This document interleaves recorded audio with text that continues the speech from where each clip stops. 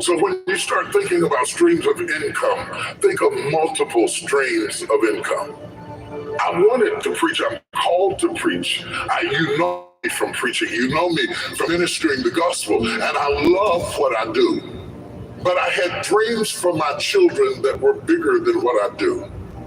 I did not want my children to have to fake being me in order to be successful. I wanted to create an entrepreneurial environment for them, and so I started investing in real estate, and I started building communities, and I'm getting ready to build more communities in America, and I'm looking for other places in the world where we can build these communities, these smart communities that are conducive to the future. You do not build your business on where you are or where you've been. You build your business on where you're going. So then, if you are building for the future, then you have to reimagine your strategy. I'm going to give you a couple of big words, big words, like strategy. This is how you're going to do it. You're going to do it through a strategy. I got here through a strategy. What is a strategy? A synchronized step-by-step plan from point A to point B. Your strategy is important. You've got to fix your strategy. If you've been doing what you've been doing for 5 years and it's not working, it doesn't mean you need to give up your idea. You might need to give up your strategy. Your strategy of accomplishment has to change with the times. You may not have hit your customer yet, but that doesn't mean your customer's not out there.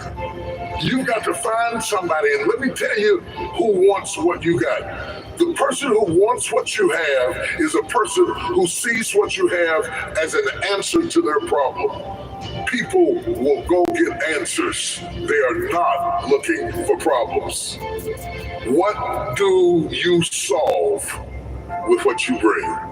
And you don't have to have a degree to do this. It could be as simple as my father's mop in a bucket. My father ended up with 52 employees in the 60s because he built a business that solved the problem.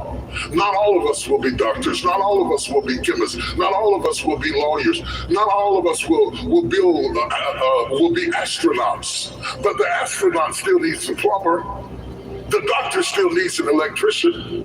Whatever your business is, it must be an answer to somebody's problem. It must solve that problem and fix that problem. And when you do whatever you do and you find yourself maxing out at what you do is not who you are. What you do is not who you are. What you do is not who you are. People say T.D. Jakes is a preacher. First of all, he wasn't always. Second of all, T.D. Jakes is a man. He is a man called to preach. See, when people give you titles, they imprison you. If I bought into that, I would have done almost $500 million worth of films at the box office because I would have said, I'm a preacher, I can't do that. Don't let anybody lock you up with a title in a prison that is beneath your level of gifting. You are whatever is in you. You are whatever is inside of you. You are whatever you think about at night. You are whatever you dream. You are whatever is in your head. I want to break somebody out of jail right now. You are more than what people call you. Am I in the right place? You are more than the job title that you have. You are more than the company you work for. You are more than anything you have experienced up to this point. You are everything that gives you energy when you think about it. Find out what are the things that make you leap out of the bed in the morning. What are the things that give you energy when you think about them? Your purpose is in your passion. Your purpose is in your passion. Don't sit there and say, I don't know why I'm here. You do know why you're here. Find the thing that gives you energy when you do it. That ideas start teaming over in your head when you get in it. Find the thing that when you get into it, you're curious about it. You're attracted to it. You're drawn to it. Because whatever the anointing you respect is the anointing you receive. Oh, can I talk to you, somebody? The anointing you respect is the anointing you receive. So the person that you idolize, you probably idolize them because they're doing something that is in you. Other people ignore them. And you would walk them out and hear them or see them or hear them sing or watch them build or hear them orate or whatever it is that they do. If you've been in a car accident, don't call an attorney. Use this AI app instead.